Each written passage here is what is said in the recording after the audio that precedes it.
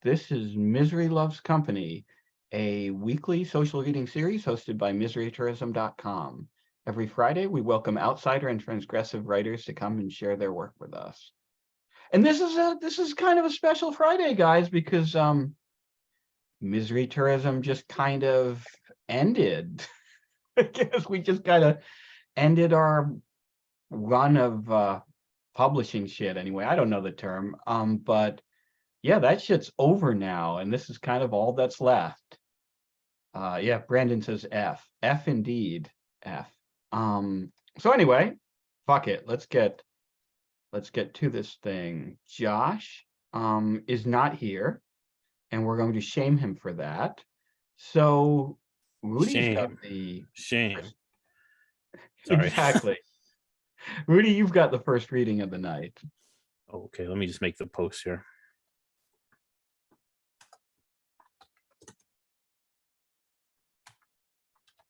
I'm going to be reading from a Substack post that I just posted up today.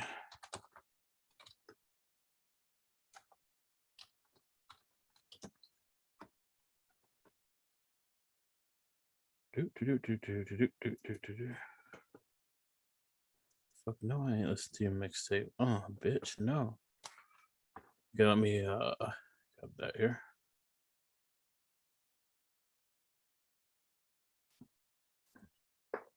So this one is kind of a visual dealie, and I'm going to try to share. I don't know. Oh, yeah, I might try to just share my screen at some point here.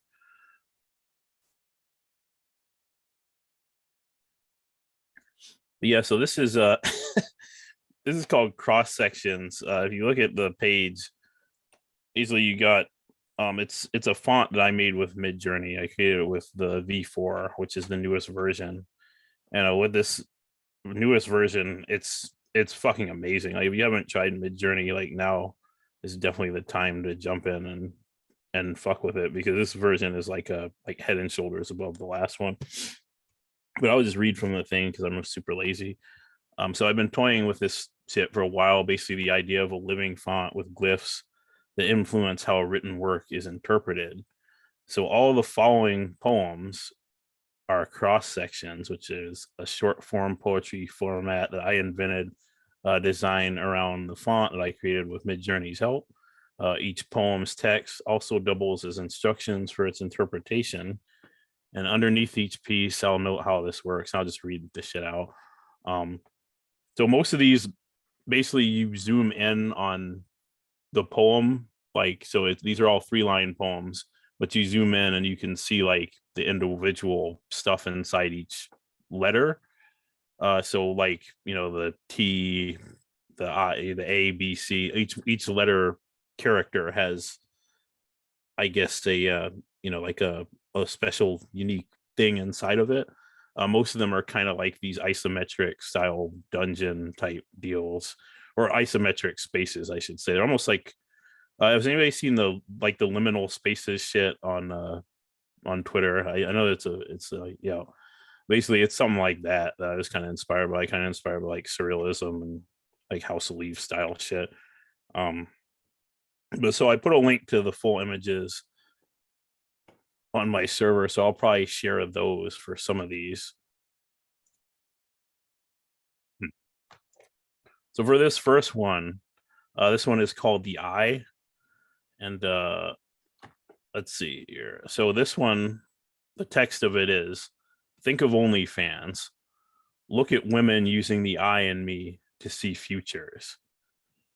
So this is the first one I wrote, and I think it's one that kind of demonstrates the format pretty okay. So it starts off by creating a mental association. So think of OnlyFans, the website. And then from there, it instructs you to look at women. So I'm going to share my screen if that's okay.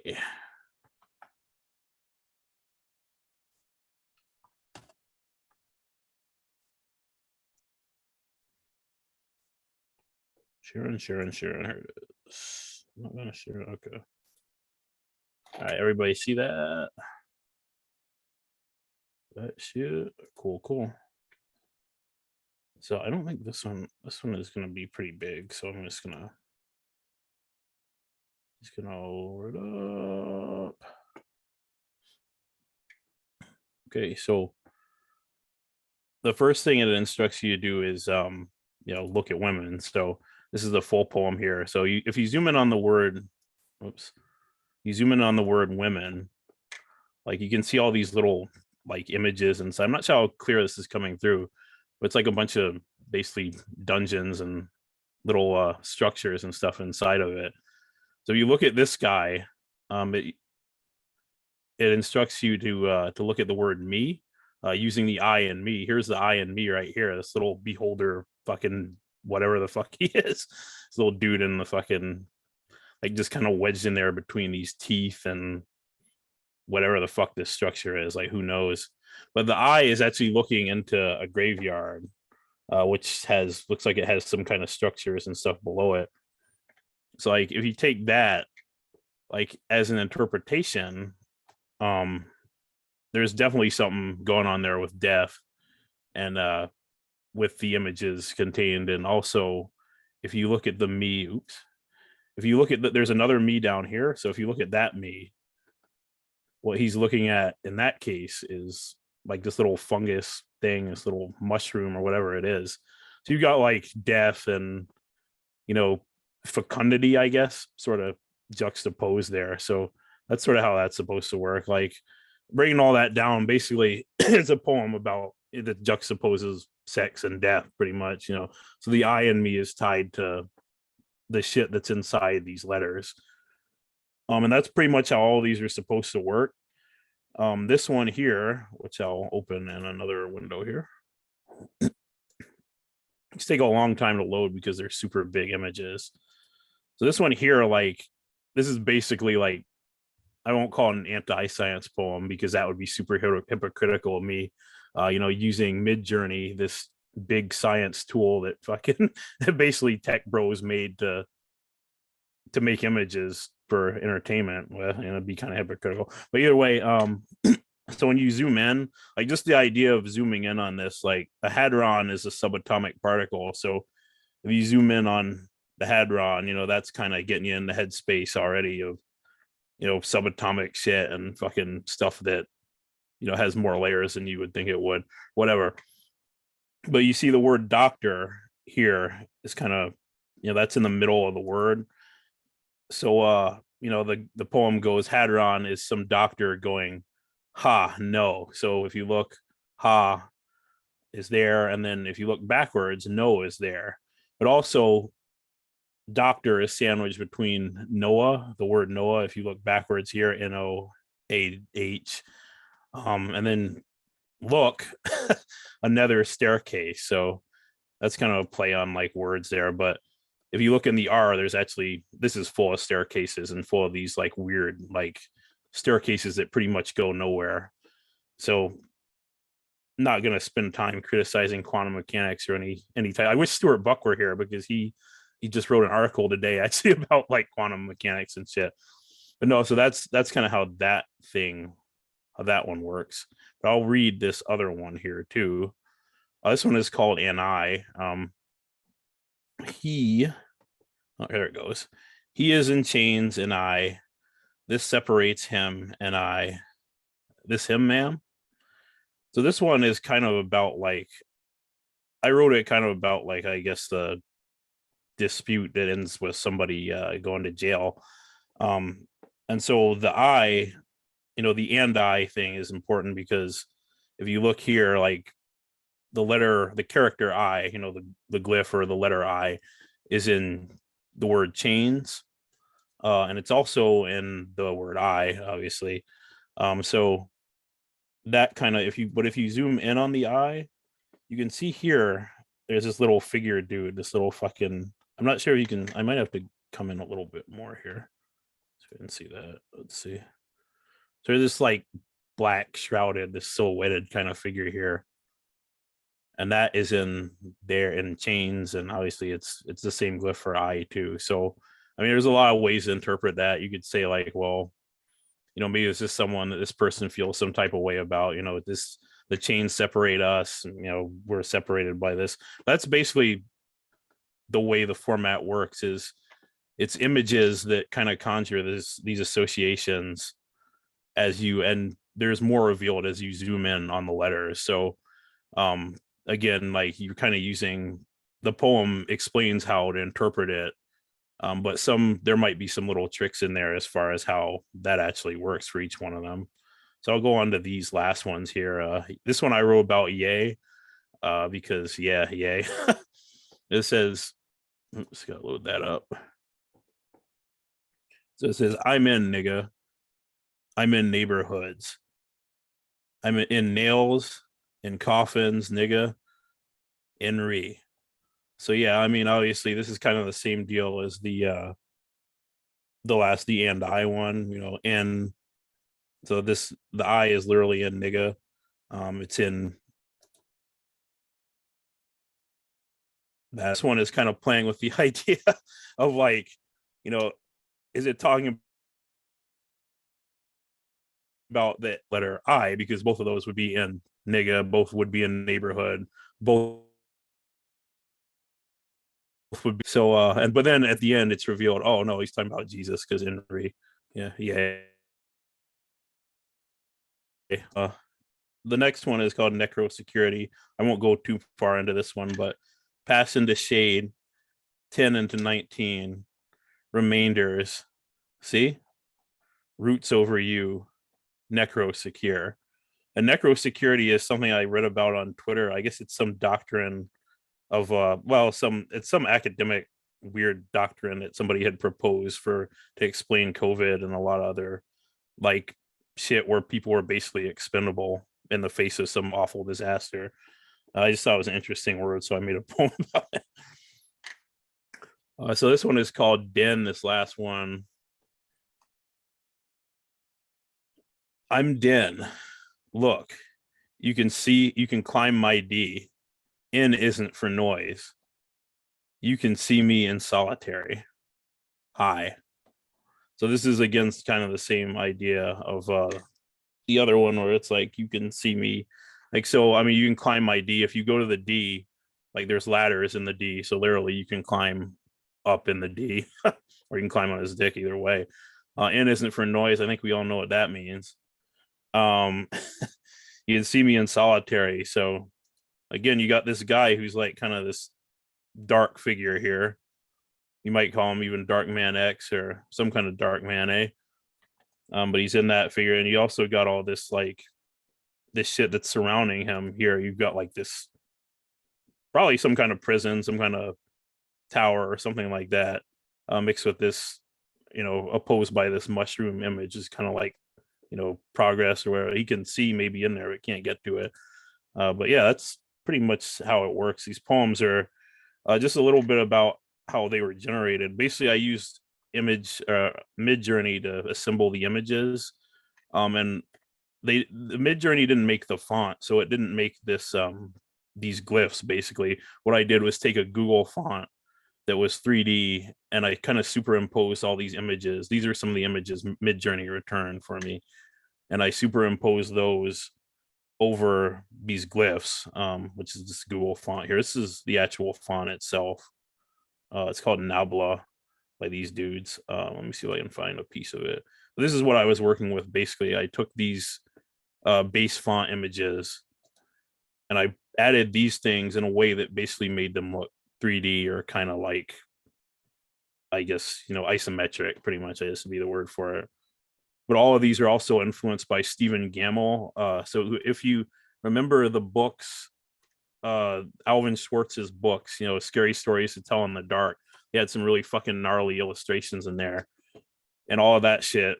I used his style to basically to generate all these images here, and they're kind of varied images, but I didn't have any real logic to what they were, except they have to have like a kind of liminal spaces vibe. So that's pretty much it. Yeah, I see Jan noticed the queer space one. Yeah. Man, yeah. Sorry. What were you sorry. No, I was just saying that was just a random, like, that just shows how random the prompts are and what they can do, basically. Yeah.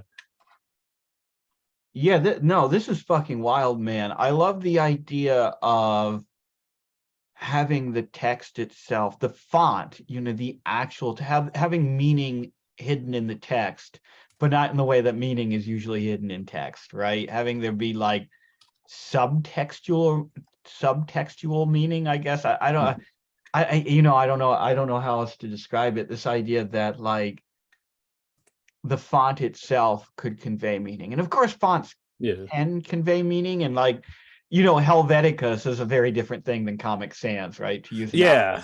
obvious. Yeah. And actually, that was kind of one thing that, like, the Helvetica versus and Comic Sans, definitely, like how those fonts stand out in your mind is like, this is the generic one, but this is all, this other one is like the fuck you one, basically. Is it? Yeah. Right, exactly. And I like what you've done here, which is the way that you've, I don't know, that the font itself is an art object now, right? I also like the fact that you used it to write these little riddles, basically, like these very self-referential poems, these very brief poems that are pointing at themselves. It's almost like the speak friend and enter thing to get really like Yeah. Yeah. very, Lord of the Rings. Yeah. right, since you're talking about glyphs and stuff. Yeah. My favorite's definitely the Kanye one, though. I think that's Hey. of all of these, that's the best execution on this concept. Hmm. Especially with the INRI, the INRI thing at the end, right? Yeah.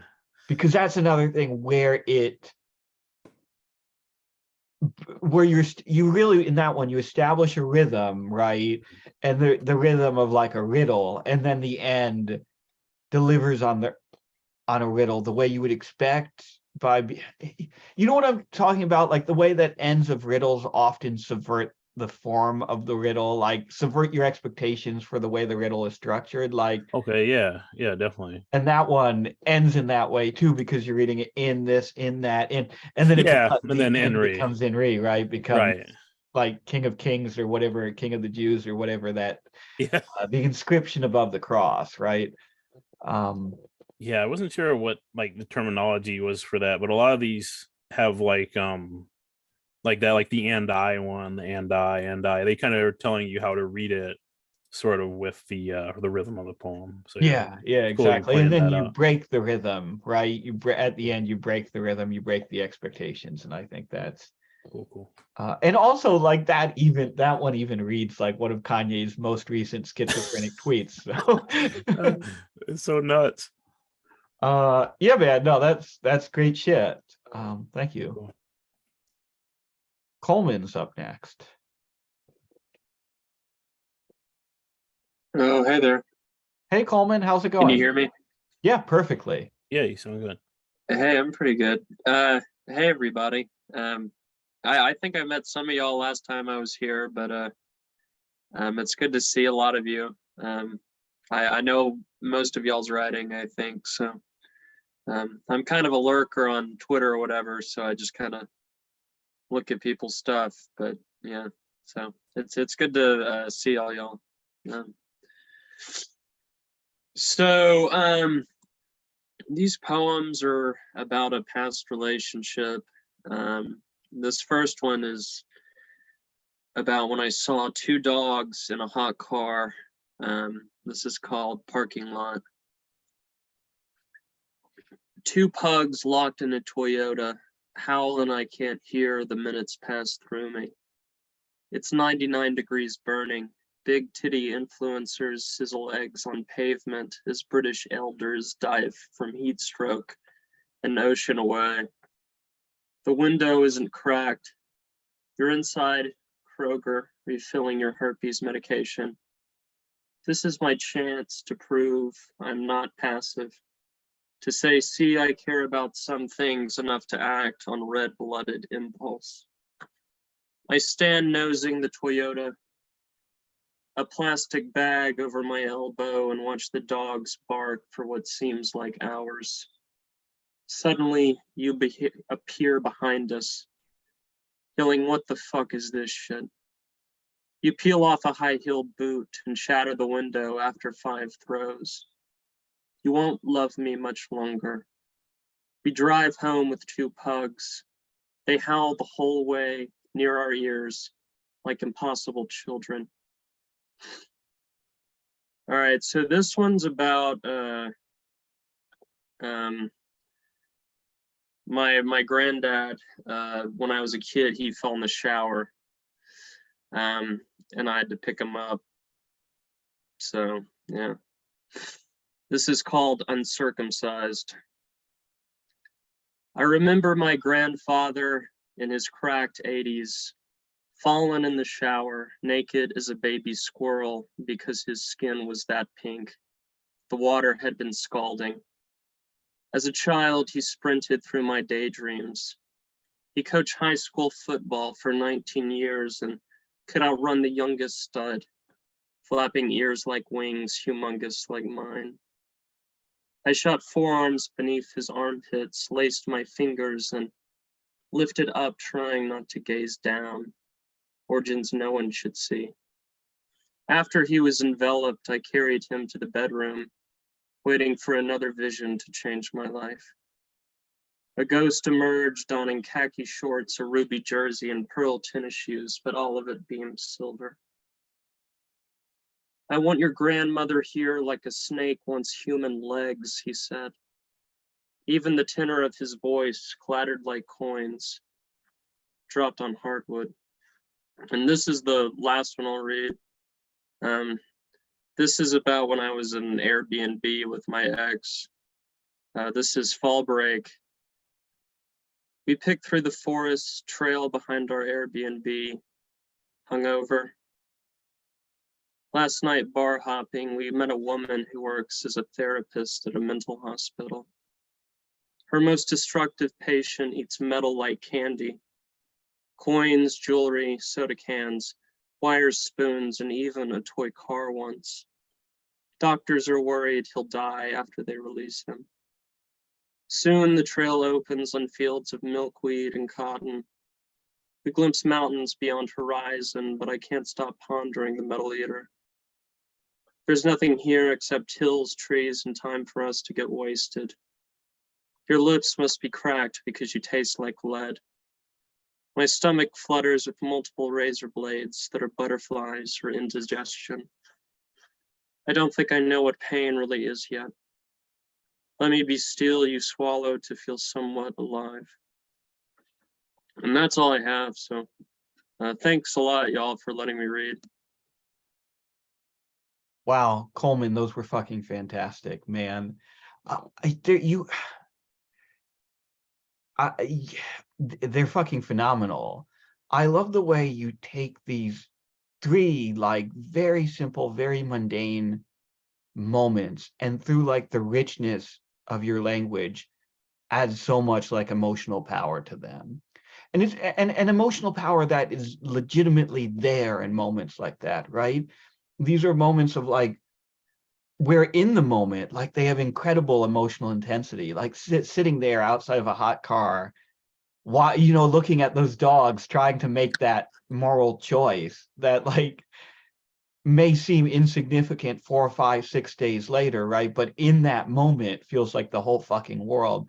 And the way you capture in that first poem, like the like uncertainty and the like trepidation and the procrastination in that moment, and then boom, like that contrasted with the person coming up and just, you know, your ex coming up and just smashing the fucking window, right? And the ending of that poem where you've taken the dogs, right, is so like follows such a perfectly surreal kind of logic to it. And the other 2 are just, oh my God. The grandfather poem, geez, like there's so much there. Like on the surface, it's such a funny poem, right? It's hilarious, but like there's so much fucking sadness there too. And in just a very brief but very precisely written poem, you like capture the tension, right? The tension between like sadness and loss and mortality, and the silly, like the intrinsic kind of like silliness of the situation, right? These are just so fucking good, Coleman. Thank you for sharing them. Thank you so much. That means a lot to me. Yeah, thank you so much. Yeah, I really appreciate those words, and thank Yeah. you all for listening. Yeah. Yeah, thank you, man. Thanks for reading. And I hope you'll come back again now. You've got 2 under your belt, so Oh yeah, for sure. Yeah, for sure. Adam is up next.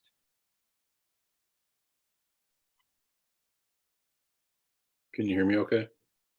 Perfectly. Yep. Okay. Those were Oops, wonderful I poems. put the wrong link in the chat. Sorry, 1 second.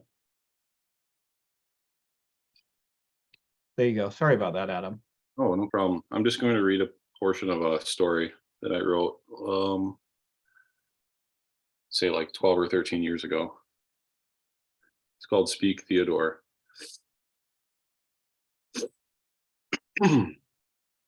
Bonsoir, monsieur. Entrez, s'il vous plaît. Parlez-vous le français? I see. I prefer English anyway, and only speak in the French when I cannot think of the English for a thing, or when I'm made excited. Come in, thank you.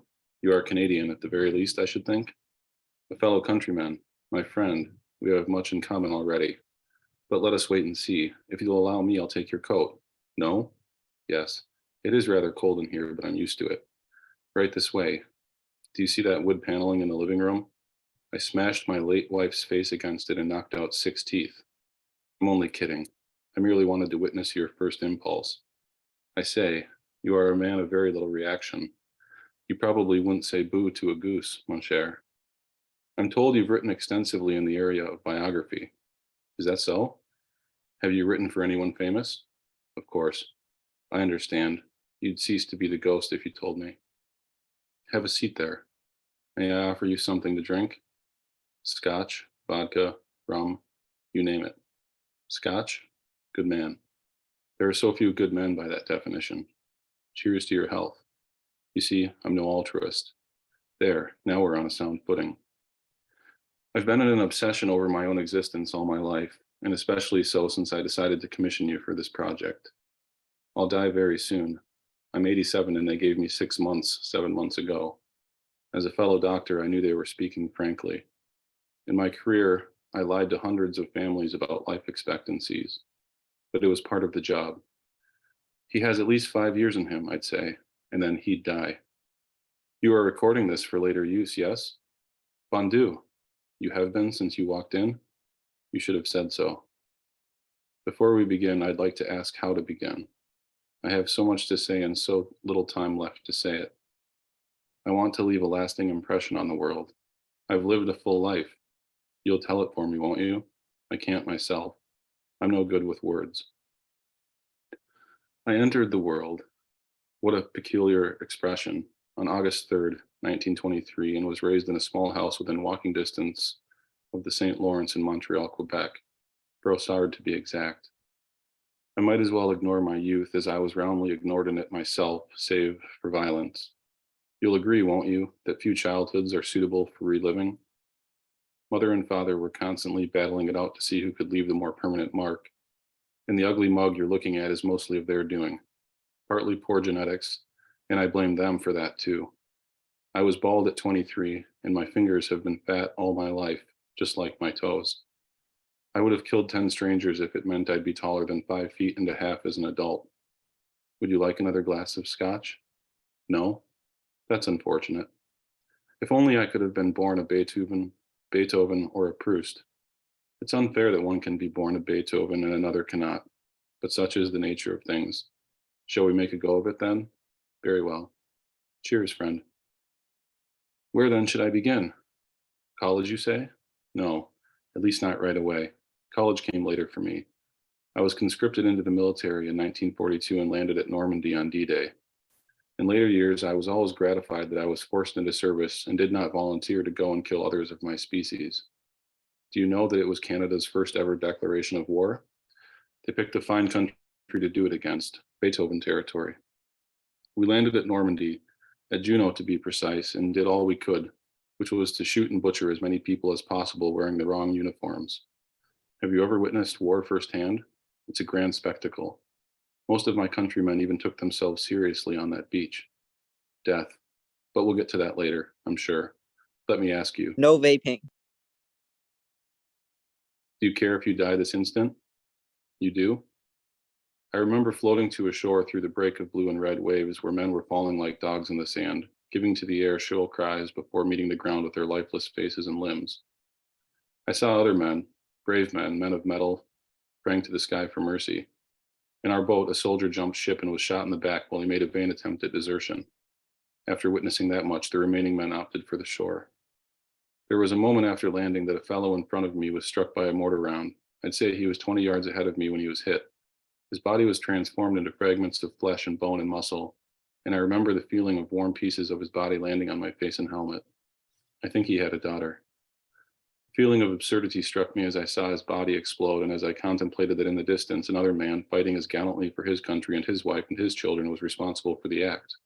And they, the killer and the killed, could probably have played a good hand at rummy together and enjoyed a puff of cigar and a decanter of port wine, but not on this planet where one man is blown up by the other. I never found the German fellow responsible, but it didn't matter. He was probably a good soccer player and violinist before the war and after. Do you believe in God, mon nouvel ami?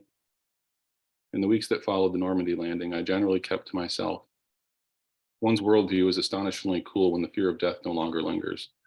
I ate some and slept some and shot at my fellow man some. The fear of death never haunted me as it did the others. There were those who at night would toss and turn and betray even in the silence of their sleeping faces the hellish worries that dwelled in their nightmares. I remember yawning under my covers at their innocence. There were those that clutched little creased and tarnished photographs of loved ones and tucked them under their pillows, as though the memories of families they would never see again would in some manner mitigate the meanness of dying early and alone in that distant foreign land. My fellows were subjected to all manner of privations, as I got along famously with my bread and butter. It was mostly an issue of expectation. As I was saying, though, I generally kept to myself. They say that war is a very personal endeavor. I felt out of place with those who prayed together, those who struggled together, and those who laughed together in rare moments of levity. There is a herd mentality to an invading force, which is, I suppose, natural enough. It was, however, a herd that I either consciously or unconsciously refused to associate with. This is not to say that I refused to participate. I did so with showmanship. When enemy fire was coming on, I put on airs of a bias toward the Allied cause. In total, I believe I put 33 Germans in their graves. I'm convinced that all of them were as innocent as newborn babies, at least in terms of a larger innocence, and that their deaths were not their just deserts. But that's war. There was a time some weeks later that we met with German forces again. It was a larger field with some trees. France gave an exceedingly beatific picture. I was tasked with operating a heavy machine gun. The Germans had flanked us and we were surrounded in every direction but our rear. On command, I opened fire. Instantly, several Germans were sent to their deaths. I operated my killing machine on a pirouette and was able to direct fire in every direction. My comrades were at my right and left and advancing on the periphery of both. The scene was nothing if it wasn't anarchy, and there was no person or authority limiting my discretion with the machine gun. I took out 6 of my own men on purpose. I aimed the machine gun directly at their backs and gunned them down in a matter of moments. 6 fathers, husbands, brothers, and uncles never returned from the war. It was horrifying at the time, but only because I wasn't caught. Again, I experienced an intense encounter with a feeling of uncut absurdity. That I could murder with such impunity and want of consequence left me almost dumb. I cut off a fellow's ear and have it in a jar in the basement. It's mostly dust at this point, as I never took means to preserve it adequately. It's Canadian. In the days following what some would call murders, I failed to succumb to what in most men would have been natural, a feeling of contrition. Yet try as I did, I could not bring myself to guilt. It was impossible under the circumstances, and I slept like a baby. To my countrymen, I had committed the worst of atrocities. To my German people, I would be renowned as a hero, or worse, a savior. Never acquiring a sense of nationalism in my early years, the killing I embarked upon during that ordinary day was necessarily indiscriminate. The senselessness of it, like I said, well, let me just say that I never again raised a rifle against my countrymen. You fancy that I was mad, I can see. On the contrary, I had full possession of my faculties and conscience. It was my perspective that stood me out against my compatriots, if they may be called that. If I claimed I was a man of the world, then I could hardly be blamed for failing to pick a side. Only years later did I finally atone. I have a support the troops decal on the bumper to my car. Do you have one? Well, then, that makes one good citizen between us. Can I get you that second scotch yet? Bravo, cher ami. Now we're talking. Tell me, my writing friend, have you ever experienced moments in which you felt utterly detached from your mind's reason? I haven't either. I'm only curious. Don't you love the way ice cracks under warm scotch? You can smoke in here, you know. 3 days after D-Day, I was injured. In the middle of the night, in a camp on the outskirts of St. Lo, a wild boar rushed through my tent while I slept, driving a tusk into the back of my knee and out the front. I never found my kneecap. Did you observe the limp just now as you walked in? There's no knee there, just metal. But it's better to have one knee than none at all. And I saw a lot of kneeless men in my time abroad. Headless, too. On my evacuation, I was able to claim the enemy got me. The pig was French, and I was an invader of territory that was more his than Hitler's. To me, it hadn't mattered that I was taken out by a pig. It only mattered that I was taken out. I feared that I would be on heavy machine gun duty again, and was afraid, not of the potential deaths I'd cause, but of my absolute indifference to them. A failure of conscience can be frightening. They put me up. Je vous demande pardon. I'm sorry. It's down the hallway. Last door on the right. Tell me, what do you think of my guest lavatory? Isn't that fresco of St. John the Baptist on the ceiling a thing of elegance? Where were we? Yes, of course. After what I've termed the Boar's Run, I was put up at the number 23 Canadian General Hospital in Leavesden near Watford. Watford is a town, or borough as the English say, in Hertfordshire, northwest of London. It was at number 23 that I was superintended by Canada's nursing sisters, or as they called themselves, and incidentally as they were ever known since, the Angels of Mercy. I fell in love with one of them. Actually, I fell in love with 10 or 11 of them, and made love to them all in secret without any of the others knowing. When I say made love, I mean I courted them. You envisioned something vulgar, I suppose? Well, I may have been vulgar if I had enjoyed my health and attempted to have my way with a lot of them. For me, love can be fornication, but also pure longing. I remember Adeline.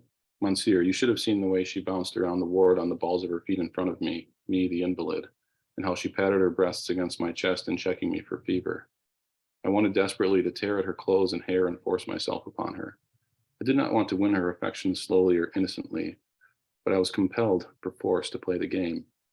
If only you could have seen me at work, the way I smiled in the sharp light reflected by the cross hanging at her neck, and quoted from the Psalms to make her smile. The way I displayed a mastery over the virtues of liturgy and did everything according to saintliness to make that little Catholic nurse swoon. The way, in short, that I did everything to make myself stand out against the room of wounded strangers, so that I could one day devour her. She developed a trust in me and even confided in me after the passage of some time. It was when she kissed my lips instead of my cheek that I knew my prey was seized and my carnal prize secured. Or so I had thought then. When I had missed her for some days, I learned that she had been raped and beaten by a deranged American soldier missing a part of his face. I was informed that in the months following, she grew wretched, cut herself with whatever sharp objects were at hand, and eventually bled and starved herself to death in a different ward in the hospital. I hated that American, not for the pain he inflicted on the girl, but for the deprivation of pleasure he caused me to endure in that dreary white cloth asylum. I wanted to spill his guts and remove the rest of his face before his very eyes. Alack, I never found the man. And then French I can't pronounce. But my gracious auteur, I've been on this strain in a boring fashion. There are few things more mundane than a violent retribution. Let me help your glass, if you please. Thank you. I'm on my fourth. You're on your third. I have a habit of counting cocktails. It's an old habit. You can smoke in here, you know. You look like a man who smokes. You'll pardon me, but it was Camus, not me, who said every man is responsible for his face. There, my good fellow. May I have a cigarette? You may at this point charge me as a sadist. I can tell you I'm not, and never have I been. I'm speaking candidly with you, mon cher, and I'm laying it out from a historical vantage that was pure hardship and misery. Men, when pressed to physical and mental extremes, will act eccentrically and are capable of committing what would otherwise be unpardonable doings, at least by society standards as I know them. I have accomplished much good in my life, as you will hear. I want my biography to bear witness to the benevolence of my years before I'm snuffed out of existence by this wicked disease that's eating at me day and night. What a fine smoke that was. My point, in short, is that I pray you will exercise your discretion in drafting my life from the recording you're keeping and the notes you're taking. Yes, mon ami, I witnessed you scribbling something when I described how I shot my fellow soldiers. I would never censure you, but you can appreciate my desire to have some of my more forthright moments left out of the book. I am, after all, a man of this community and a person of some eminence in my own family. Let us end on that note, mon nouvel ami true. I'd like to drink alone. Will you leave me a cigarette or two? You're a kind sort of fellow. That's it. Adam, this is so good. And you've drawn such an indelible character here. First of all, obviously, like, this is my thing, right? You know that I'm just as big a fan of The Fall as you are, and just as big a fan of Camus as you are.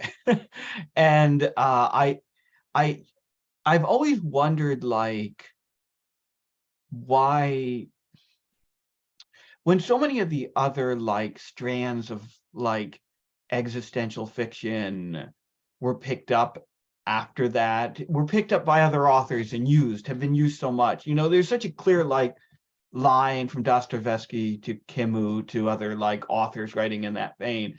Why The Fall and its structure with the second, the kind of second person structure, why that was never really picked up and used by other authors. So I'm really glad to see you using it here, you know. And it's so good. You've crafted, this guy is so diabolical and he's so well drawn, and you can feel him. You can really feel him, like, turning the screws here, right? You can feel him manipulating you, which was true in The Fall as well, right? But you really, like, you really got at it here, though. Like, you've got at, like, exactly how this guy's psychology works and exactly what he wants the listener to think, exactly, like, when he wants the listener to think he's disclosing something, when he wants them to think that he's being honest, when he wants them to think he's being forthright, or when he wants them to think that he slipped up. Well, the whole time he's kind of very precisely in control of the game, and he's very, like, precisely mannered. And yeah, it's a really fucking awesome psychological profile here, Adam. And this is going to be in Expat in its entirety, right? In the sometime next week. Yeah, well, first, thanks for all of those kind words. It'll be published on Wednesday at Expat Press. Awesome. And yeah, I think I probably read about a third of it. So thanks again. Yeah, I'm excited to see the rest of it. And you know, I'm a sucker for this shit, man. You know, this is exactly the kind of stuff I love to read and hear read. So thank you, man. Next up is Jan. Or is it Rudy? So actually, Yeah. Jan, I'm gonna read Jan's poem, I Okay. believe. Is this is that first, the and then image file I was sent? it is.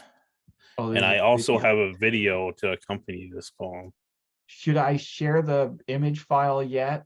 I'm not in the loop about what's happening here. Yeah, share the image file here. Okay. Oh, there's a disclaimer too, apparently. Yep. I'll remember to do the disclaimer for the video. But I'll do the. Should I do the poem first, Jan?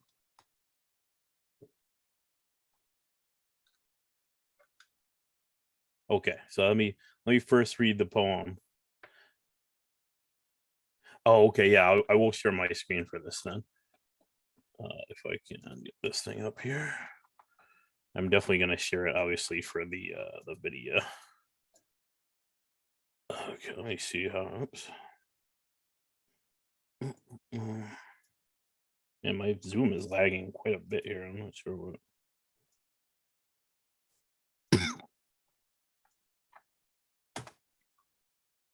Okay, so here it comes. Here comes the screen share.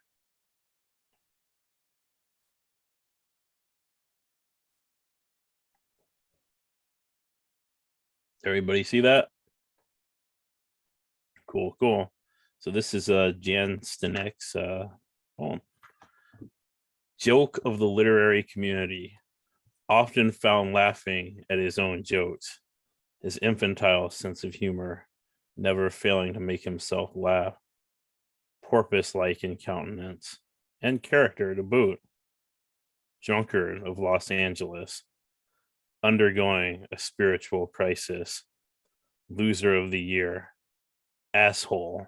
Fuck you, John Padula. All right. So Jan also has a video for me to present, which I'm gonna stop sharing, then I'm gonna share the video. I need to point out what just in case anyone missed it, that Jan wanted to note that the first letter of each line taken together spells John Padula. It does. I will shut up for now. Okay, so I'm gonna get this video file loaded up here, and I will make a disclaimer here. The person in this video, the person in this video, Jan specified they them pronouns. But the person who made the video decided to just call Jan a woman, and Jan finds that extremely funny. So let me get the video.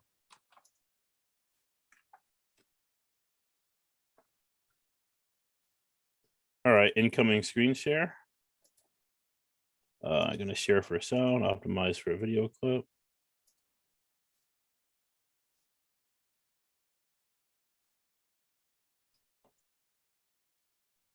So can everybody see the video?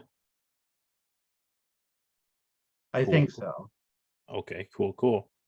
Maybe I can actually blow it up here a little bit. Oops. Where's my... There we go. All right, so here comes the video. Hey, John, I heard you giving my girl Jan a little hard time about your writing thing, Misery Loves Company. What are you guys, miserable over there? You better not be. You know she's a better writer than you. Who's more testo duro, you or her? Siciliano, don't break her chops or I'm coming for you.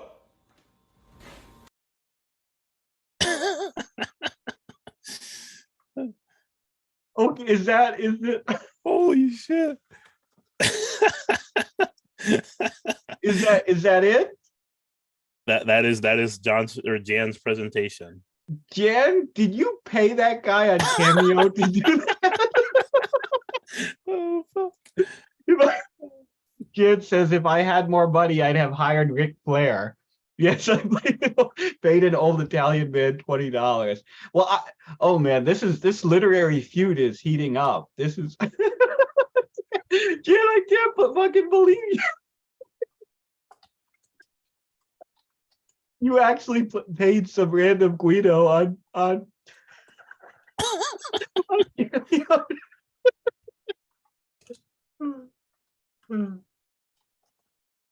Oh my gosh. Okay. I mean, I don't know what to say to this, but luckily I don't have to say anything because I think John has a rebuttal. Or maybe it's something totally unrelated. Maybe John just wanted to read some totally benign piece of writing that has nothing to do with this shit. Let's see.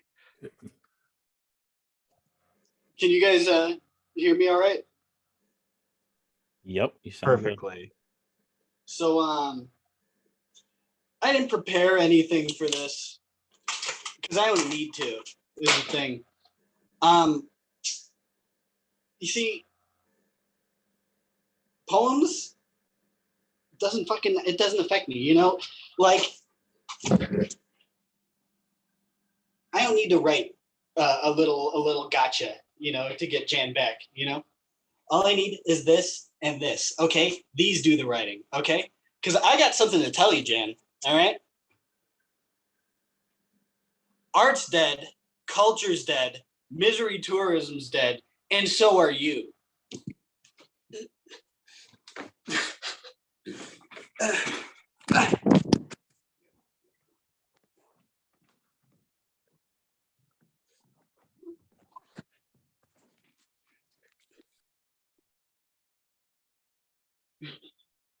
Well, holy shit. Oh my god. This is the next level shit. What am I supposed to say about this? Hello. Hello. I I broke it. broke it. I Yeah, didn't there are get to two finish my John whole finish dance. my whole Padulas dance. now. Hmm. Pretend like I did like a backbreaker after that. Like I was like,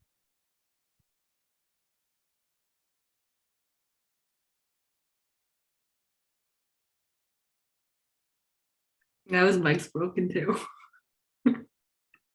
Oh my goodness. anyway, that was just a taste.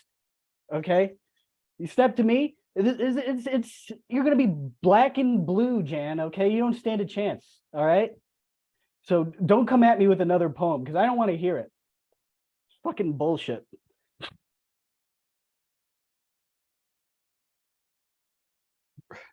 That's all I got. I didn't really prepare. Oh my god. I mean, okay, we need to make peace here. We need a negotiated settlement. This can't go on. You're going to tear the literary community apart.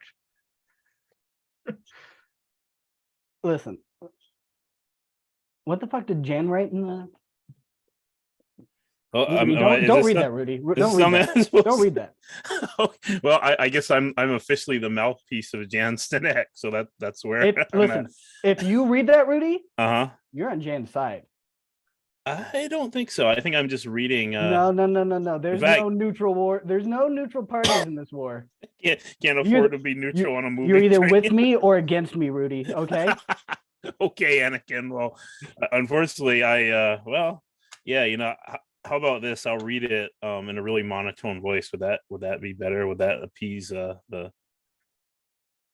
Read it like you're an idiot. Okay, I can't read, so that's perfect. No, like try to do it like Jan would read it, like a stupid. John Padua, what does he mean?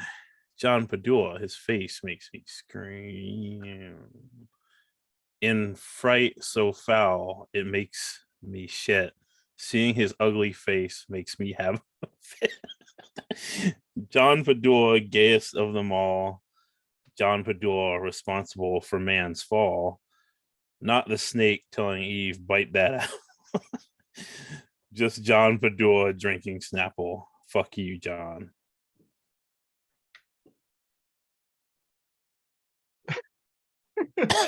John, I didn't know you were responsible for man's fall. I didn't know that Right. you were single-handedly responsible for original sin. Jeez. That's an accomplishment, though, honestly. Oh my goodness. Like, you're welcome. I don't know. Like, what the fuck do you want from me? Would you rather all not exist or something? Don't answer that question. No one answer that question. I don't know. Ramoto with the ultimate fucking diss here of this particular piece of drama. Oh shit. Ramoto says, I miss Jake Blackwood. Damn. How many fucking limericks is this guy? There once was a man from Michigan. His heart is so full of foul sin. Gay and a fag. He marches with swag carrying the gay pride flag. I don't even think there's nothing wrong with that structure. It's something wrong with that. I will say, John, that was the first time that was the most physical performance I think we've ever had. I don't recall any performances that were that kind of physical. Did it look cool? It did look awesome. Yeah. All right, that's all that counts. And Jan, there's more where that came from. All right. If I see you in person, I'm going to kill you. It looks like Jan is requesting that you kiss and make up. I think that should happen.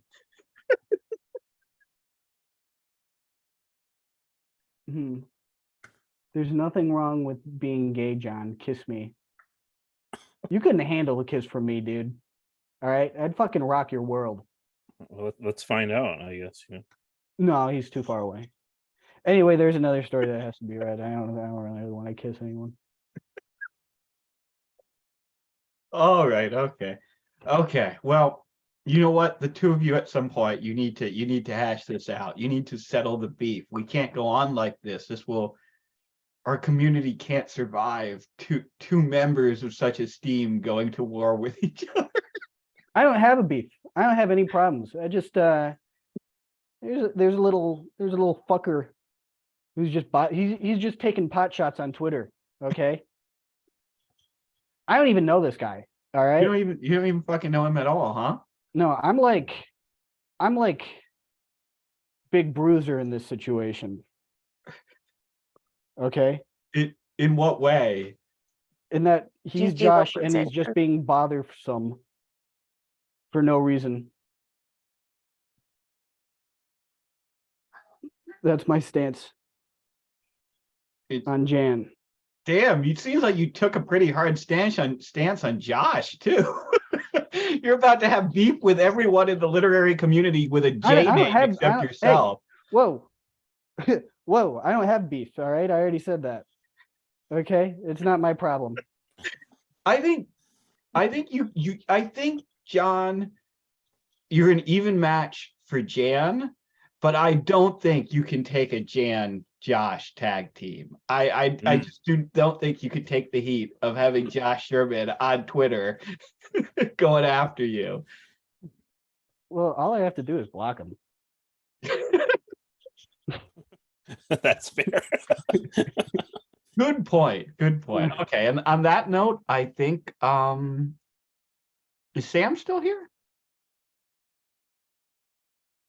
If Sam is still here, he's up next, but I don't think Sam is here.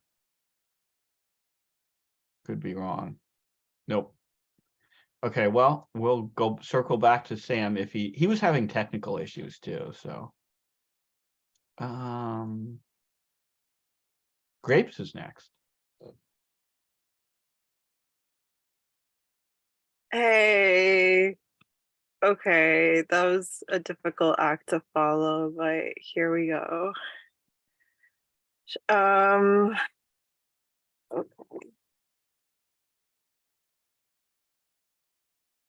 Poem titled Untitled Document. When you come to New York, as we lay in the grass, with the polyamorous anarcho drunks, lick my heel as I read your tattoo.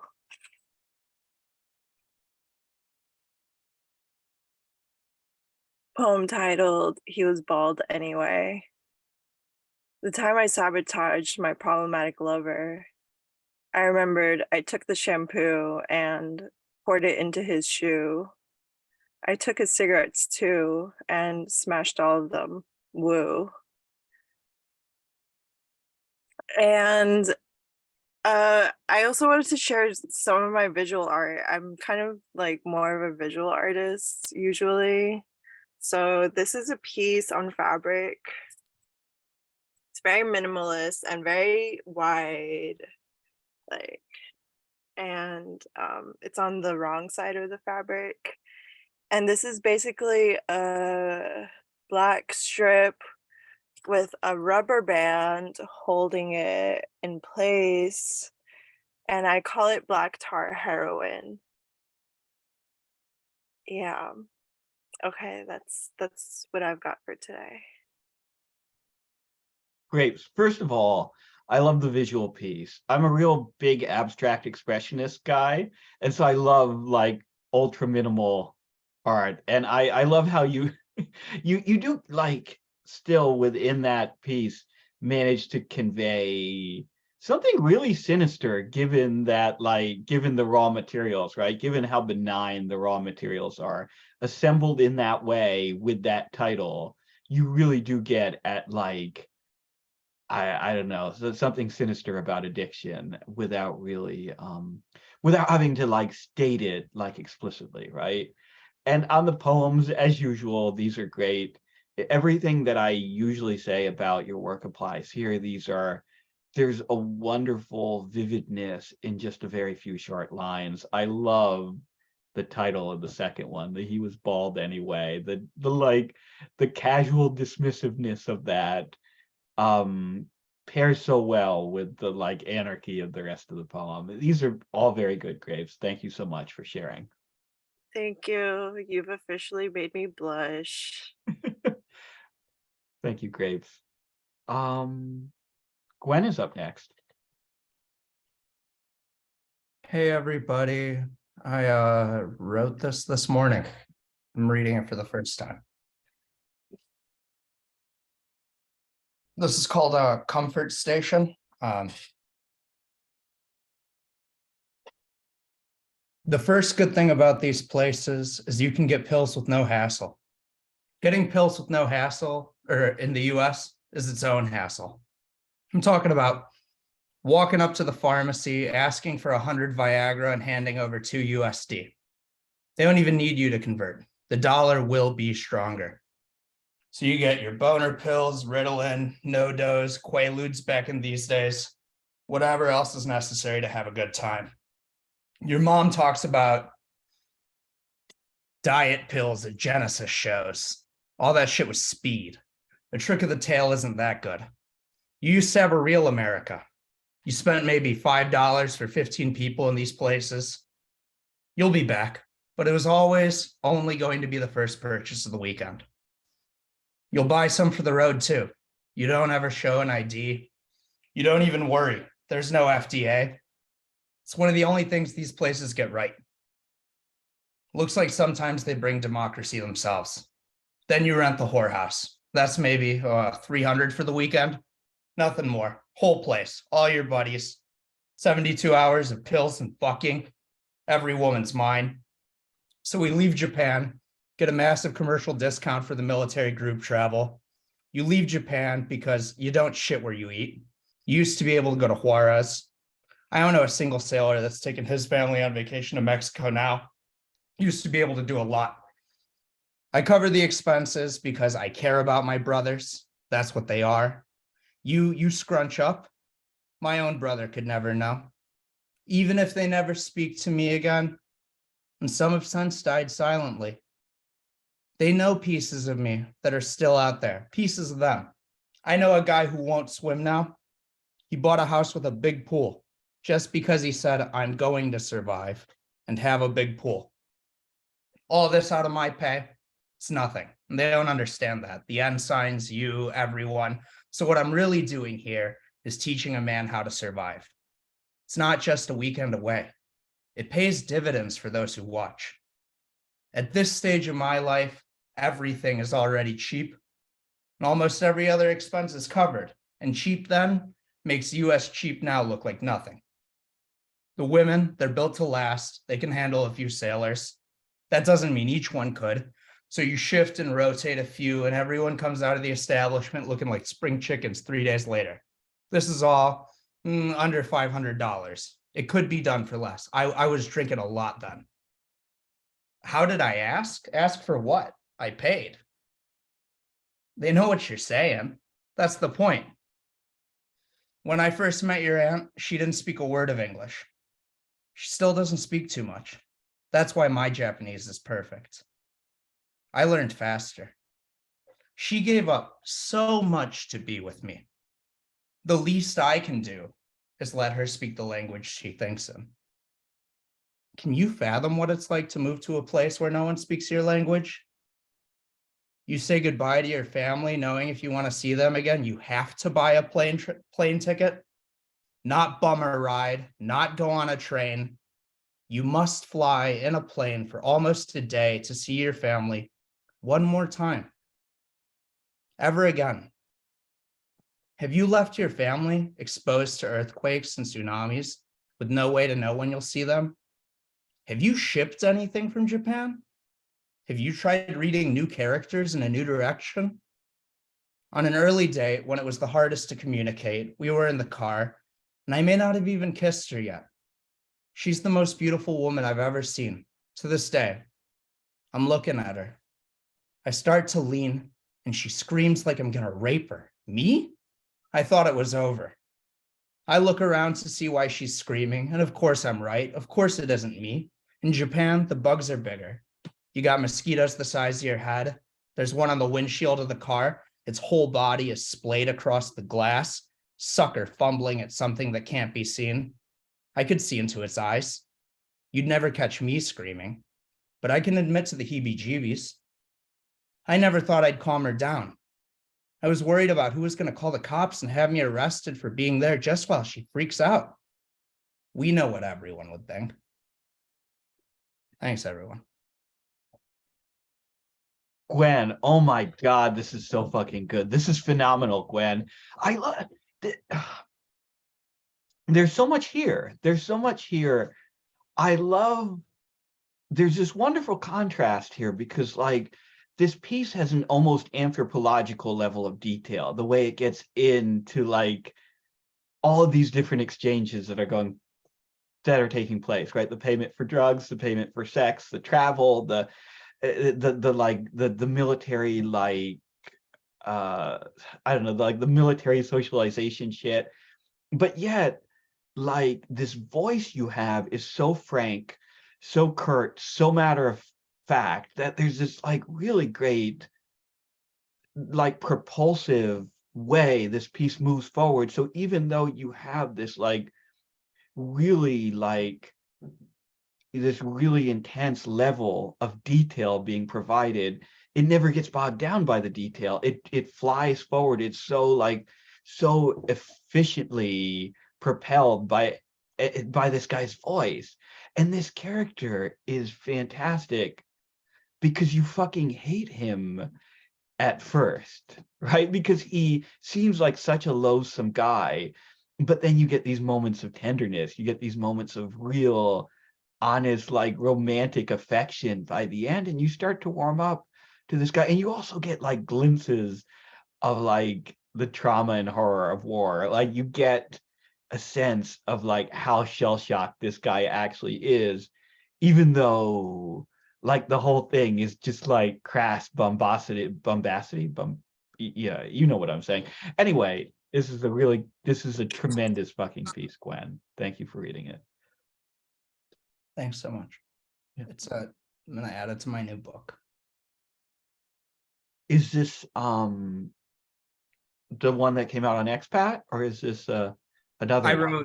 I've got a sort of finished novel that I'm now padding out, and I wrote this morning, and I've been trying it out, and I'm glad people liked it. So thank you, everyone.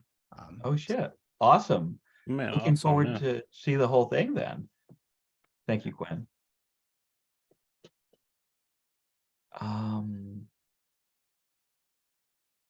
Jeff is up next.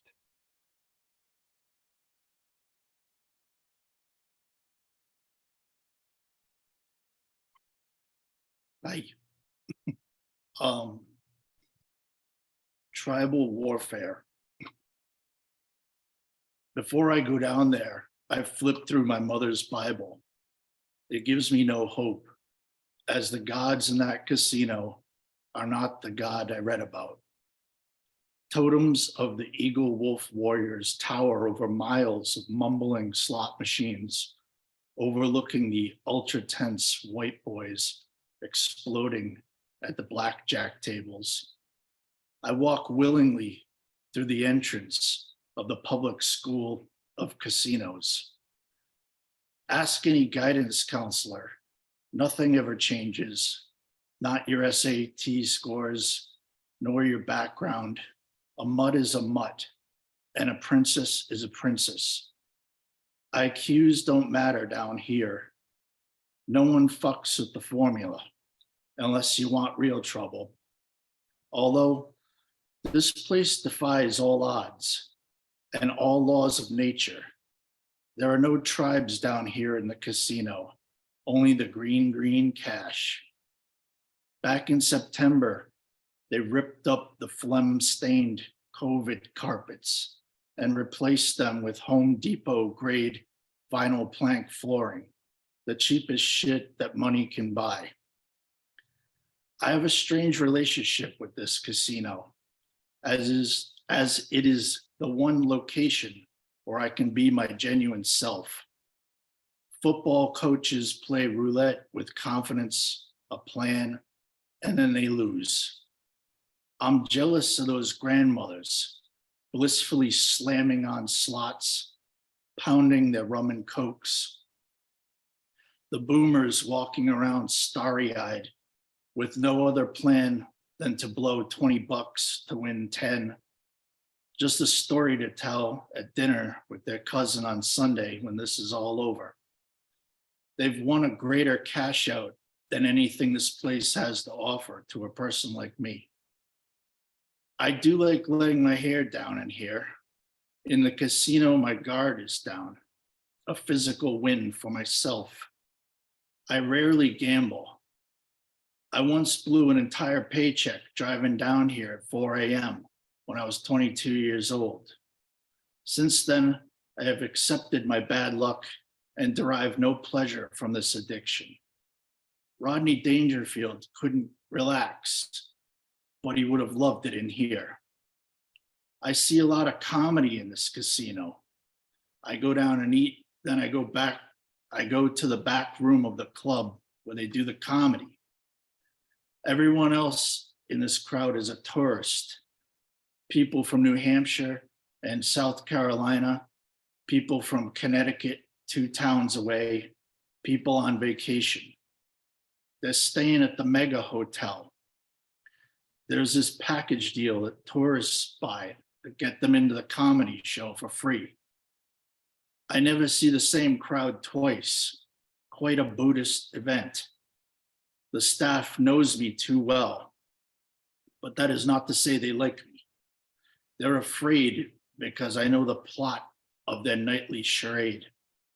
This makes them angry, but also makes them bribe me with stiff drinks and good service. They're paying me off to play along with the upbeat atmosphere in this venue. It's a lot like book publishing, same energy. I've gotten really fucking drunk in the casino. They watch me closely because I'm a regular, a townie, and the local drunk as far as the cameras are concerned. Uninhibited, I've staggered around doing lots of dumb shit. I once lost my legs. My legs were gone, replaced by rubber bands, just as bright lights and robot beeps and whistles replaced my paycheck. Down a corridor, I enter the temple, the hall of the race book. This is the space where about 4 or 5 people have a small base camp set up. I stagger up to a Vietnam veteran who is drinking Dunkin' coffee at 11 p.m. with his wife. Hepavet, Hepavet, Hepavet. What? Hepavet. I'm sorry, what? Help a vet, he said, or rather fired out of his machine gun mouth through teeth that looked like the jungle battlefield itself, green and rotten, yet living, somewhere between heaven and hell. He's talking trifectas and flashing back to Saigon all night long. He looks at me as I slur, "Thank you for your service, man." And I extend a hand to shake. He reciprocates with a firm handshake. His wife's name is Carol. She's the type of woman who knows how to read a man. She interrupts our conversation, offering comments on the coffee as she wins at Suffolk Downs. Later on, I convinced myself he was probably reasonably, tactically afraid of getting COVID. That was the issue, but also more afraid to not shake my hand because communism. I felt bad because in addition to inhaling the Agent Orange, I added yet another thing to his list to worry about this week. Total Ho Chi Minh move. To him, I was Charlie, and I knew it. Not everyone wants to be your comrade, especially here behind the wire. I decided to wrap up the night at my home away from home, that stinking cigar bar. I start thinking about writing and writing this stupid fucking story. I look over to the Afro-Cuban lady on the stool next to me and spit out, "Hey, I ain't no Bukowski," and explained all that bullshit about how I don't even gamble. That wasn't enough. She smiled and rubbed my leg, conjuring the genie from the bottle. After sucking on a CAO cigar, that fat one they call the carburetor, the best stick they had, one step above gas station stogies. I insisted that everyone in this cigar bar chant, "He ain't no Bukowski, he ain't no Bukowski," louder. "He ain't no Bukowski." Everyone in here is a moron, myself being the king of the morons tonight. I bought a round for these lost souls. Whatever you want in here. That could be a $75 shot of tequila. Who cares? We drank, much like Bukowski. Although as we sat here in 2022, nothing is real and we are all actors playing a role at the end of the world in this boomer hippie bubble, pretending to be alive, surviving the schizophrenia of it all. I told them, no Bukowski, no, I'm Larry Brown, but no one knew the reference nor cared. No thanks for Larry's service tonight. We are the only Mohegans in the casino. That's the joke. I'm at the place I'm always at when I leave this heathen casino, the Sacred Rock bench, near that stupid carved out log, which is supposed to be a canoe. I start wailing weird sounds and scaring the children of degenerate parents who have kept them up until 2 a.m. walking around this fucking hellhole. I scare them with the way I walk, like John Lennon feigning retardation. I walk in a shamanic trance out of this satanic place, conversing with spirits, digesting microwaved $50 pretzels. I wake up in my bed at home, no idea how I got there, stinking of smoke and booze. My hands shake while pouring the cream into my coffee. I laugh through a wicked hangover about some highlights of the previous night that I'm able to remember, such as loudly praising Putin. What was I thinking? Nuke Boston. I think I said that to a meek Irish lad last night. Jesus Christ. Lucky to survive. And as a result, luck herself survives, pushing forward into the future for another pilgrim to take a chance on. Thanks. Yeah, holy shit. This is fucking fantastic. This is an incredible piece of writing.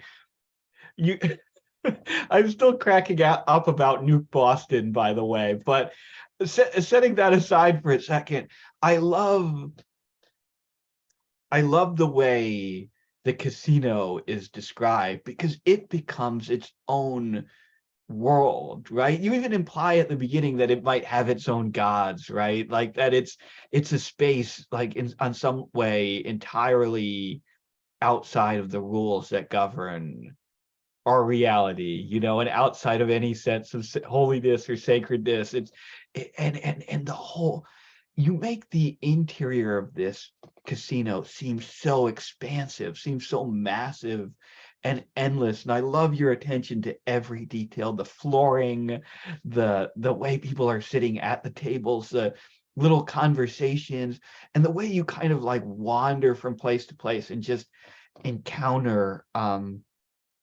different characters, right? And the complete like lost in translation aspect to it, where you can't understand, where I should say your narrator can't understand what the disabled veteran is saying, what the homeless veteran is saying, and then you encounter someone who doesn't speak English at all, and there's a sense of like being on an alien world, like of leaving your reality, entering this totally alien space. And like the weird way it's like both like very mundane and desperate and very like otherworldly and like mythic. It's it's just a really fantastic, evocative, effective piece, Jeff, I think. Thank you so much. Thank you. Yeah, I think I was hanging with Jan's homeboy down there, or Erica was. Thank you very much. Yeah, thanks, Jeff. So if Sam is nowhere to be found still, and of course Josh is not here, I think we will call it there because Adam, don't you fucking dare. I see what Adam says. Adam says, William and Rudy, you should publish that piece on misery tourism. Adam, I would love to, but there's only one problem. Shit, motherfucker. Anyway. Adam, Adam is basically like the Shahrazad of misery tourism, like trying to keep just one more story going, just one more night. Oh man, that's put perfectly, Rudy. That's exactly the situation. Oh, Keith has a short poem, I guess. I just got a message from him. Sure, Keith, you can close out the night then.